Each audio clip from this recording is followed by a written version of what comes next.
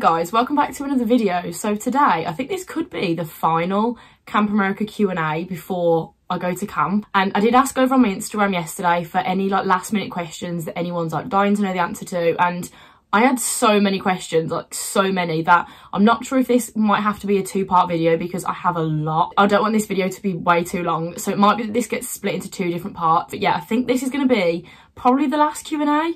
If there's some other questions that a lot of people are asking me and I can put into a new video, then I definitely will do. But at the moment, this is what I'm planning to do as my last one. Like I say, everyone's getting their last minute questions all together now before they start prepping or packing or sorting what they need to sort to go for the summer. And I can't believe I'm saying this, but I think I fly in about 5.5 weeks, which is so exciting. I did mention in my other video that I think will go up before this, that I'm actually going to fly to Paris before I fly to New York, because flights to New York at the moment are so expensive. My first summer, I got a return flight to New York for about £270, which is ridiculous, and I can't get that now. So I'm going to go to Paris, have a little trip, see my best friend, and then go. So at least I get another little holiday in between, which is very nice. So yeah, because I have got so much to talk through, I'm just going to get straight into it and not ramble on. So thank you for watching and I hope you enjoy. Okay, this is quite an interesting question actually that I haven't actually spoke about before, and someone said that they knew they would do camp again, they knew they'd go for more than one summer, and they were worrying about what they would do about work. So the question is, what do people do when camp finishes? And this is something that obviously applies to me because I can see myself going to camp for a few more years at least. And for me, I'm really lucky that I work in an industry that it kind of works for me to have the time off during the summer. So because I'm a sports coach and I work around kind of like the school holidays, the summertime is our quietest time. So we run as normal through the summer, but it's quite easy for me to have that time off because we're really quiet. People are on holiday, we don't have much work to do. But to be honest, I will always just leave whatever job I'm in and then reapply for whatever when I get back. Because like I say, the career I'm in, it's quite good that it's a very wanted career. Like I could kind of move anywhere in the UK and set up a job in the same industry I'm in now really easily because I'm a gymnastics coach and you can't get them at the moment. So I'm quite lucky in that sense. I know it's quite hard for other people that if you're in either a job that you really want to pursue but you really want to do camp as well, it's hard to know when's the right time to have the time off from work and then hope that you can go back. But just have a discussion with your manager. If it's something that you know you want to come back to in September and you work really hard, they like how you work, 9 times out of 10, they're going to hold your position open for you anyway. Obviously, again, it depends on the type of career path you're in and what job you do. Every time I've gone to camp before, I've worked my normal work coaching job, but also a retail job as well, which the retail job I just always quit and I could always find a new one when I came back. So it wasn't that serious for me. But yeah, I know what you mean. It is hard when you know you want to go again and you don't know what you'll do in the 8 to 9 months waiting around for camp to happen. So but yeah, just have a conversation with your manager, try and work out if there's something you can sort for you to have the time off and go to camp. So this next question is how to settle camp nerves, and this is something that I have spoken about before, and I don't remember really feeling nervous until I got on the bus to go to camp. Like the build up before wasn't really, it didn't affect me very much, which is weird. It was literally as soon as I got on the bus and I was like, oh my god, this is happening. I think it took me getting on that bus to realise I was actually going away for 3 months. It didn't feel like I was before.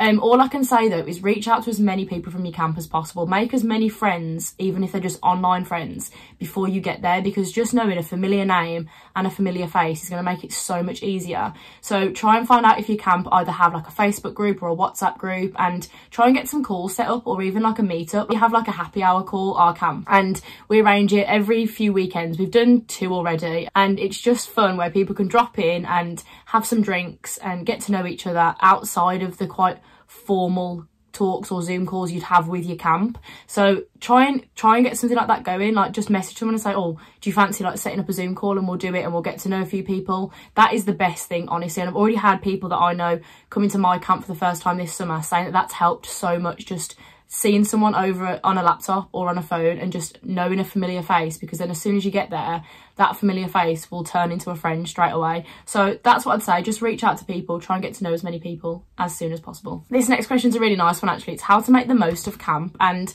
honestly, you will make the most of camp anyway, but make sure you just throw yourself into everything you possibly can. be silly, be crazy, get involved. When your campers ask you to dress up really stupid for an event, do it with them, because when you look back on those moments, you're going to realise how much it means to your kids and how much it means to you as well. And it's just going to make all your memories from camp, just make them feel so much nicer. Just the fact that you know that you're all into everything, you really got involved, you included everyone, and you just had a great time. But yeah, putting yourself out there, reaching out to people, going and speaking to people first, making sure you know you're that person that wants to get everyone involved, wants to get involved and make the most out of it. Like, you're there for 7 or 8 weeks. Some camps are different, but my camp is 8 weeks long, which isn't a long time at all. When I realised I've been counting down to go back to camp for 3 years now, and the fact I'm going in 5.5 weeks is ridiculous. But the summer itself is so short, so throw yourself into everything, take up every single opportunity that camp throws at you, and you'll have the best time. So the next question I got asked was what to pack in my carry-on, and I'm not going to include that in this video because I did talk about a lot of stuff in my, what video was it? Oh, it was my travel tips video, like my flying video. So I'll leave that link down below, and that I just talked through like an actual list. I didn't show I didn't show what I was taking. I have said in my last video as well, that I'm going to actually film my actual packing video within the next 2 weeks. I've just come back from Ibiza and I've got all my stuff still packed up, so I thought better time to do it is to just, when it's all ready and packed, pack it all back into my camp case. I am going on another holiday before that, but at least a lot of the things I'll just be able to come back out of my camp case and go with me. It won't be too much crossover or faffing with everything. So I am going to do 2 separate videos though. So I'm going to have a hand luggage video and a like full suitcase video, just because I think it'll be too confusing putting it all in one, and it'll be about 3 hours long and I can't do that to you guys. So yeah, I'll leave the link to that down below where you can have a look at my hand luggage packing list and all the things I'll take on my carry-on, and I'll leave that link down below. Right, next question is, what is immigration and border control like? Is it quite scary? And I was terrified, but when you go through the American immigration, it's actually so smooth. You'll normally come off the plane and you'll go into a different queue than everyone else that's just like going on holiday, and you'll have all your documents out, and everyone in this queue will be doing the exact same thing. Everyone will have a J1 visa, a DS 2019. It's quite obvious that everyone is there going to camp, and it's quite nice because you feel much more at ease knowing that you're all doing the same thing. And then you'll just go to a border control officer and give them your passport, give them your DS 2019, any of the forms. Your agency will send you a list of all the forms you need to take, so don't worry too much about what you need. And then you'll give all your documents over, they'll just cross-reference your DS 2019 with your visa and your passport, check that you all match up, and you're good to go. And that is literally as smooth as it is. It's not a lengthy process at all. Like, when I flew to Bali and I had to go through customs at Jakarta, I was questioned for about 15 minutes, and that was terrifying. So the American one is an absolute breeze, and everything's sorted anyway. You've already done your visa, your application is done. It's just checking that all your papers are right and they match your passport. So next question is it common to have phones locked away and only have them for time off? Now, I really don't know. I have no idea how other camps operate with regarding to phone policies. My camp, like I've said, I've had 2 completely different summers at camp. My first summer was kind of like a free-for-all with phones. There was no rules as long as head staff didn't see you with your phones on, you weren't on them too much around the kids. It was kind of like there wasn't much ruling out on it at all. But my second summer, it was kind of like, right, phones are getting locked away, we don't want them in the bunk. And I've said this before, I preferred it so much more not having my phone my second summer, because I was so much more engaged, and I actually was looking forward to going back and spending time with my kids and my counselors in the bunk, and I wasn't just thinking, oh, I'm going to go and lie in my bed and not go on my phone. So I much preferred it, but it really will depend. I'm sure if you reach out to your camp and just ask what their phone policy is, they'll be able to tell you. But at the end of the day, you are there to do a job, you're there to work, and you're there to make sure you're spending time with the kids and you're getting involved with things like that. So I would kind of say that a lot of camps will have a similar phone policy, that you would just have them on time off. But it's not necessarily just time off. Like, if you were to get up early in the morning, you could go and get your phone and go to the gym, or go and sit somewhere and just chill and go on your phone. Like, that's not an issue. And even like, if obviously there's an emergency, you can go and get your phone. It's not as restrictive as you think. It's just that they don't want you on your phones a lot around the kids. But no, I used to get up early in the morning, go and get my phone, go to the gym, do a workout, then go and sit like by the lake and either call home or just check in with everyone, see what everyone was up to. And yeah, it's not as bad as you think. And honestly, to be honest, even when you get your phone on a night off, you're not on it. Like, I did not want to go on my phone on a night off, because you'd go out for drinks, or you'd go to a restaurant, you'd go shopping, and you'd be with all your friends, and you're not then going to sit on your phone. Yes, you'll check in with people and text home and stuff, but you honestly don't go on it as much as you think. And I can't wait for like a technology-free summer. I'm so excited. So next question is, what's the most valuable thing you've taken away from camp? And this is a massive one for me because camp has really shaped me into the person that I am today. And it sounds so cringy saying it, but it really, really does. And it has such an impact on everything you do, and you don't really realise.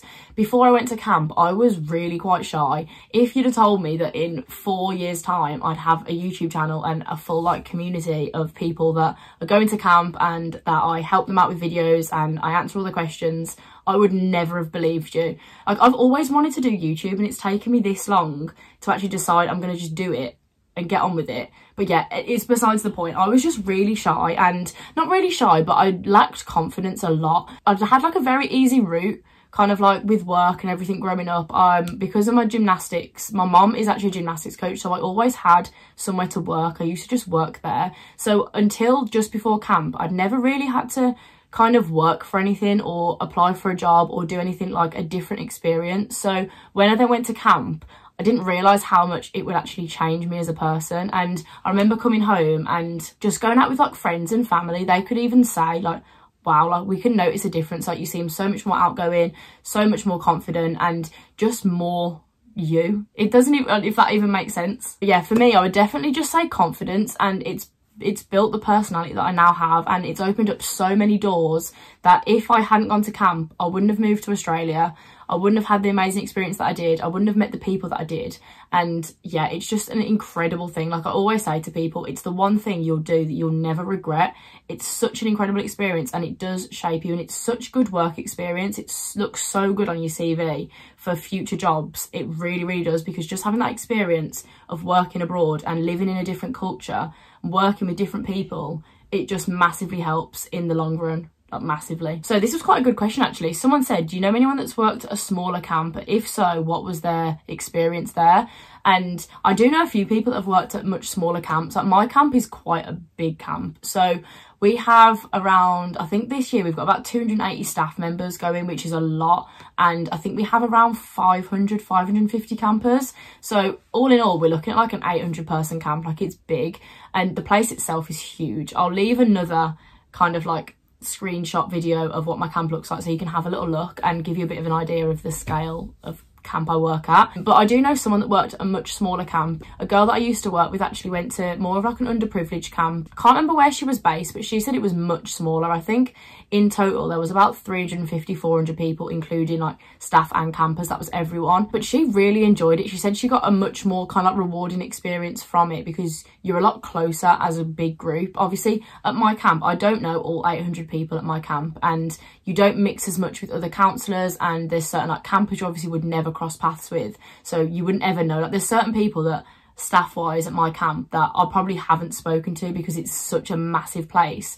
And if it depends divisions as well, because I've always been in the lower division, someone in like upper camp on the boys side I would not really speak to unless I had time off with them, because you just don't cross paths. And obviously you're at big camp events, you don't speak to everyone, you stay obviously within your division, and then you know people that you meet from time off. So no, I've heard that it's completely up to you. Like, I love the fact that I work at a big camp. I do really, really like that there's a lot of people there. It's really like, there's so much energy going on, it's massive. I really like that. But on the flip side, I can see why some people like smaller camps as well. Completely up to you. I haven't heard of like pros and cons to any, really just depends on what you're after. So next question is, how would you recommend introducing yourself to people at camp? And this was quite funny when I saw this one, because I was thinking back to like, how do I introduce myself to people at camp? And I think it's something you have to do quite naturally anyway. It's not something you can really think about too much, because I feel like if you think about it too much, it just won't go well. So just be yourself. Like, literally just go and say hi to anyone. A lot of the times the introductions within orientation obviously start off with, what's your name, where are you from, what are you doing at camp, have you been before? And but conversations flow so easily at camp. Like, it's never awkward. And that's what I was more worried about, is that I'd go to camp and I'd speak to someone, I'd have nothing to say. And that doesn't happen, because you've got so much to talk about, because there's so many people there, there's so much to do, there's so many plans that people have going on. Like, just talking about a night off, or travel plans, or what you're doing at camp, or if you know someone else that's doing the same thing, conversations flow very easily. So don't worry too much about feeling awkward or feeling nervous about actually talking to people, because it's really smooth. And camp do a lot of games and things like get to know you things within orientation, so they make it really easy for you to get to know people. And it's not awkward, honestly. It's really smooth, they make it really fun, and yeah. So next question is how to deal with feeling homesick, and I think I touched on this on my last video, but I really can't remember. All I'd say is stay in touch with home when you can, but stay focused on things while you're at camp as well. Like, camp keeps you so busy, and I think this is one of the reasons, because they don't want people to feel homesick too much and miss home.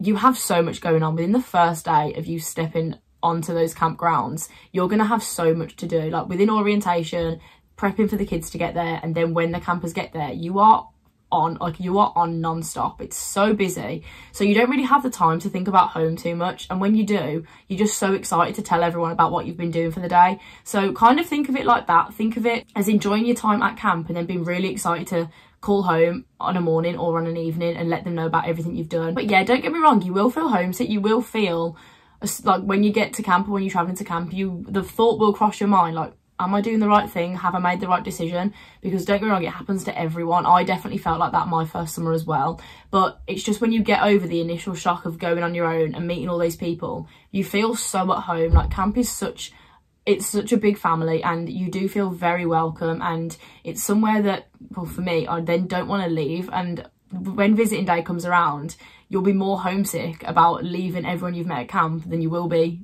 when you first got there. So yeah, try not to worry too much about feeling homesick. Just stay in touch with home when you can and enjoy yourself. The summer is going to fly by. Like I've said, you were there for such a short space of time, so try not to spend it thinking about home, because by the time you get home, you'll wish you were back at camp. So next one is, what's your plans for after camp this year? So I've got so many plans this year. I don't know what's actually going to unfold and how it's going to go down, but like I've said, this is actually going to be my first summer actually traveling after camp, because my past 2 summers I've had things booked and like planned, which is something I said I don't want to do this year. I want to have no commitments, nothing to come back for, and I just want to enjoy myself and spend as long as I need to traveling. And in our group chat for camp, we've been speaking a lot about travel plans and where we'd like to go, and a lot of us really want to do a few nights in New York, which is something, especially if your camp is near New York, a lot of people will just go there, have a few nights there, everyone will stay together, and then people will start to like disperse and go to their own places. So probably go to New York for a few nights, maybe 2 or 3 nights, and then a load of us really want to go over to LA. I really want to do the West Coast. I did the West Coast when I was maybe like 8 years old, and I did LA and Vegas and Santa Monica, and I really want to go back to the West Coast and experience it, so I'm going to remember it. So yeah, I think we want to do LA. I really want to go to Hollywood, all of that. Potentially Vegas, who knows? I really don't know. And then we've even mentioned Hawaii, which would be incredible, like so incredible. If there's a big group of us, we can get a big Airbnb on the beach in Hawaii somewhere. It would be an absolute dream. Me and Summer as well, one of my friends that's coming to camp, we really want to go and see Mystic Falls, which is, I think it's in Georgia.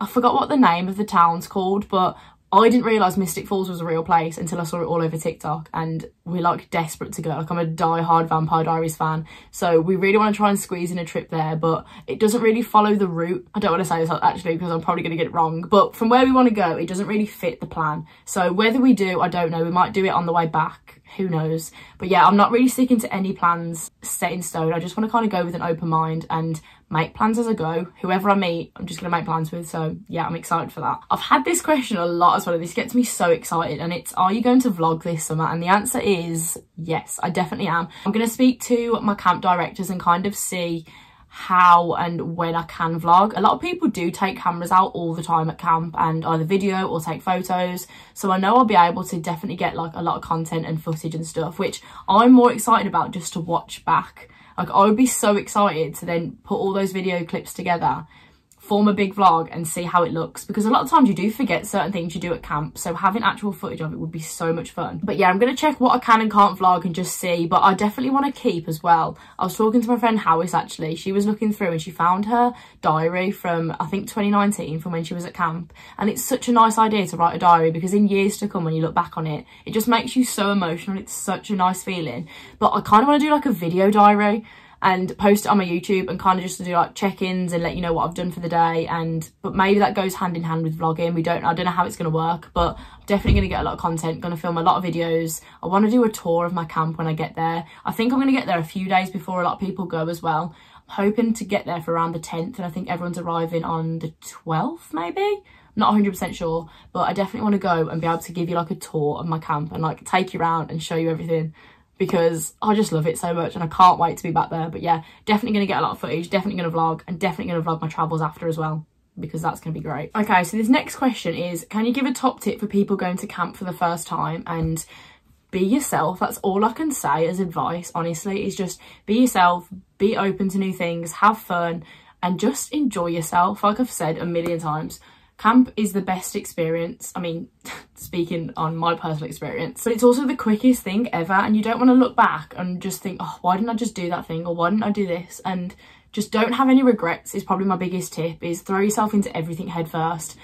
Put yourself out of your comfort zone, jump into the deep end. There was so many quotes then, oh my god. Just enjoy yourself, put yourself out there and have a lot of fun. Right, this next question is something you regret not packing last time. And I can't think of anything like really major that I got to camp and I was like, oh, I haven't got this.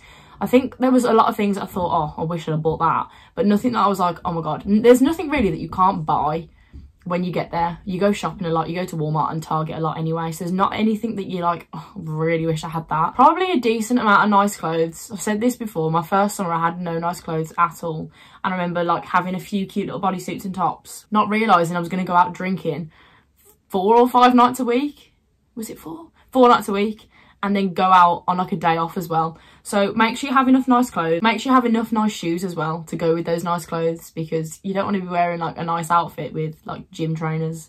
So yeah, make sure you've got enough nice things that you're going to feel good in, like putting on and feeling like you're getting ready to go out somewhere, if that makes sense. Like different clothes to what you'd spend in every day. So next one is backpack or suitcase, really can't decide. And I'm suitcase all the way, but I'm suitcase with a backpack, if that makes sense. So a pretty, I don't know if I've got it in here, pretty decent size big rucksack as hand luggage, and then a big suitcase is what I'm going to take. I've just found that better than having one of those massive rucksacks that like the size of your whole body.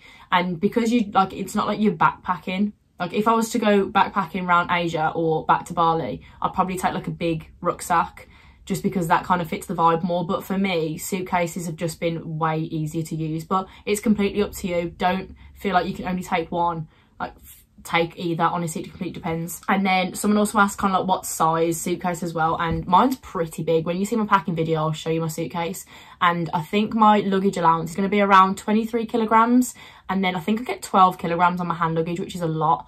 So I won't fill all of those, but it's nice to have them. And there's a lot of stuff that I'm going to take this year that I'm going to take to leave at camp, either old t-shirts and like trainers and stuff that I'm going to leave, I'm going to take to wear and then leave. So yeah. So next question is what bank card to use, and I've spoke about this quite a lot actually over on my Facebook group chat, which I will leave another link here actually, because I've had a few people message me for the link. I personally will take my Monzo bank card and my Revolut. I found those really good to use abroad. They don't really charge much to use them while you're out or withdraw cash. It's nowhere near as bad if you were to just use your UK bank card, and they're quite good. You can just literally transfer from your UK card over. Someone did actually say to look into getting a Wise, I think it's a Wise bank account. I haven't used this before, but I'm going to look into it, because at my camp, when you get paid onto a debit card, it's quite a faff getting the money off of it. So what I would have to do is bring it back to the UK and then use it at ATMs and withdraw cash. But I think you can only take out like $250 at a time, and if I've got like $2,000-3,000 on there from my salary, it's a bit of a pain. So apparently if you get a Wise account, you can transfer it straight over and then into a UK bank account, which obviously saves you a lot of money with the exchange rate and makes it so much easier to do. So I'll leave some links down below for those websites, like bank apps, so you can have a little look at those. So I actually had a few people messaging me this about, I think this is going to be more towards applying for future summers. This isn't to do with this summer, and it's, I don't have many qualifications or experience working with kids, can I still go to camp? And the answer is yes. You don't have to have qualifications or much experience at all, because a lot of it is going to be like nothing else you've ever done before. So experience working with kids isn't like experience working at camp. Obviously it's beneficial and it is going to help build like a base of what you know, but all in all the experience is so different than anything I've ever experienced. And yes, it helped me having worked with kids before, but it still doesn't define everything that you've done. It's definitely not the be all and end all, and it's definitely not just what camps look for. They don't just hire people that have got qualifications or people that have got loads of experience working with kids. Like I say, obviously it helps. Don't let it put you off from applying, because just put the application in. Say you haven't had too much experience, but you're really looking for that experience. I always say this, how are you ever going to get experience for something if you can't get the job in the first place? and that's what frustrates me. But camp isn't like that at all. It's really easy for you to get in just with more of a passion. They want to know that you're keen to learn new things, you're keen to work with kids, you're keen to do something that you're passionate about, and that's all that matters. So yeah. So this next question, I didn't really understand too much, but I'm going to talk about it as a topic anyway. And they said, what's it like driving at camp, having an international license? And it really depends. I am not a very good driver in America. I've been driving for 4 years in the UK and I cannot drive in America. I'm actually the worst. But I think it is in America. They don't insure the person, they insure the car. So I think this is right. I'm sure someone told me this. If you're just driving someone's car, obviously the car's insured. That means whatever happens, you're insured in it anyway. It doesn't have to be the registered owner of the car. So at camp, it worked out that a few different people would drive. Obviously on days off, if you're going out and drinking, there'd have to be like a designated driver, someone that wasn't going to drink. And that person that had a car wasn't going to be the designated driver every single time, because that just wasn't fair. So there'd be times where we'd say, oh, like if you drive us here, I won't drink when we're out and I'll drive us back. But no, driving in America, like a lot of people do it, obviously because you can. A lot of people then hire cars as well at the end of summer, and then they'll be able to drive it around wherever they go. But yeah, I do want to try and drive this year and actually drive and be successful. I just struggled with the fact it was automatic, and I couldn't get my head around the fact that there was no clutch on the car, and I kept slamming my left foot onto the brake thinking it was a clutch, and it wasn't. We did actually have a very traumatic event in a car once, and my brother was actually driving, and there was 5 of us in the car, and a deer ran out in front of the car in the pitch black down this dark country road, and my brother like slammed his feet on the brakes, and we did like this massive spin, ended up spinning a good few times. And I remember the car stopping and we all just were like, One Kiss by Dua Lipa was on the radio, and all of us, it was dead silent. We were just like really heavy breathing after the car stopped spinning, and this song just kept playing. And now me and my brother and everyone in that car can't listen to that song again without being reminded of that time. I want to do, actually, let me know if you'd like this. I've had someone ask about like a experiences video, like just talk about funny stories and different things that happen at camp, just so you can kind of get an idea of some of the things that might happen and some of the stories that I've had. Let me know if you'd like something like that, because that'd be something quite nice to film, actually, if that is something you'd like. So yeah, but yeah, driving does happen. You can drive, obviously, I'm pretty sure. Obviously you've got to have permission of the person whose car it is, but a lot of people drive to camp. A lot of Americans drive and bring their cars, and then a lot of people just like let you use their cars on a night off, which is crazy to think, because I would really stress letting someone else just use my car on a night off. But yeah, it happens. So someone actually asked me, it's just a really nice question, about the different friendships between people at camp. And they meant kind of between people that you don't necessarily work with or have much to do with. And like I've said before, there are people that you're going to come across that you don't really speak to at camp, because they don't have the same time off as you, they don't do the same job as you, they don't work in the same division. There's some people you won't even cross paths with, which is mad. But it does kind of, you obviously form attachments more with people that you have your time off with, like people that you spend all of your nights off with, all of your days off with. You form closer connections with them. And obviously people that you work with, like down at gymnastics, me and the 2 of the girls I'm working with, we'll obviously form stronger relationships than me and someone else that doesn't do anything together. It's all just about who you spend your time with, to be honest. But friendships can form with like the people that you don't expect. Like, don't get me wrong, like just because I'm saying you don't cross paths with those people very much doesn't mean they can't be your best friend. Like if you're with someone in orientation, you can become so close to them, but then be on completely opposite sides of camp doing completely different things, but still be best friends. Like that definitely happens. So yeah, you do form completely different friendships with people, and it will just depend who you spend your time with and who you're working alongside with, to be honest. So I actually had this next question from one of my campers, and this was from Jordan. She actually said, what's your favourite thing to do at camp? And this got me thinking, because I can't even think of one specific thing, because I just have so many favourite things at camp. I used to go, like when I used to have a period off at gymnastics, I used to spend a lot of my time taking my kids to the rock wall or down to swimming. We used to do that. They used to love doing that, and that was something we did a lot. And then also like rest hour. One of my favourite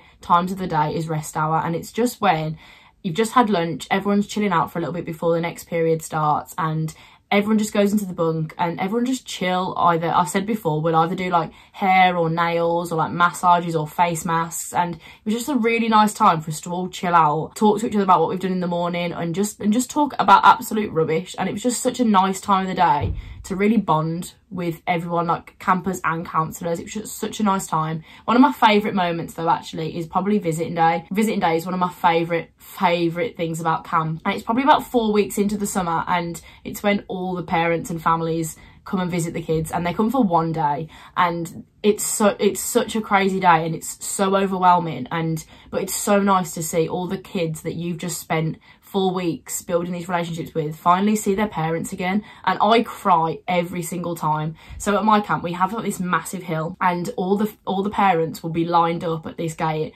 and I think it's like 10:30 or 11 o'clock, like we'll be like making like a human barricade. Like I think it's normally like the rock wall and the waterfront staff, and they'll be like holding all these parents off from running down the hill. And as soon as it gets to 11, everyone moves out the way and they sprint down the hill. And honestly, it's the most emotional thing seeing these parents come running down and then just reuniting with their kids that they haven't seen in like over a month. And honestly, it breaks my heart every time. But it's such a nice day to then see them. They get to go off with their parents. They do all the fun activities with them. They can go like swimming, or they can go water skiing with them. The food at camp is always amazing on visiting day. All the families bring their own like picnics and things, and sometimes they'll ask you to go and sit with them. And honestly, it's just the best. Visiting day is definitely one day I want to try and get some like vlog footage of, just because it's such a nice day. It's one of my favourites. So yeah, that's probably one of my favourite things about camp, and Colour War, and Olympics. I'm definitely going to film a video actually about my kind of like some stories and experiences from camp, because it's just getting me so excited, honestly. Right, I'm only about halfway through the questions and I'm about 40 minutes into this video.